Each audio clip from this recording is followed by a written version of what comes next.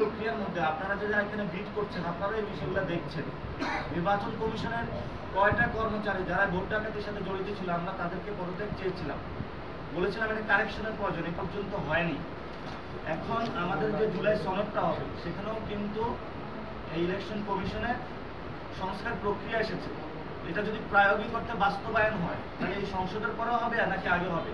আমরা তো বলেছি যেটা এই সংসদের আগে এই জুলাই সনদের বাস্তবায়ন প্রক্রিয়ার মধ্য দিয়েই কিন্তু নেক্সট ইলেকশন হবে।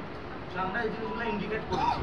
এবং আপনার যে প্রশ্নটি ওনার যে বক্তব্য এসেছে, আমরা যখন ওনাদের কাছে রেজিস্ট্রেশন প্রক্রিয়া দাখিল করেছি, ওনাদের সাথে আমাদের যে প্রতীক নিয়ে যে কথাবার্তা হয়েছে, তারা যে এনলিস্টমেন্ট করেছে এবং তারা এখন যে সীমানা পুনরুদ্ধারণের যে প্রক্রিয়াগত জায়গায় আছে, তারা যে ভোটার লিস্টিং প্রসেসটা চালু করেছে, কমিশনগুলো বিভিন্ন জায়গায় তাদের যে রিটার্নিং অফিসার যে অদবদল করছে, এই বিষয়গুলো আপনারা যখন খোঁজ নেবেন আপনাদের দায়িত্ব হলো জনগণের সামনে এই বিষয়গুলো উন্মোচন করা।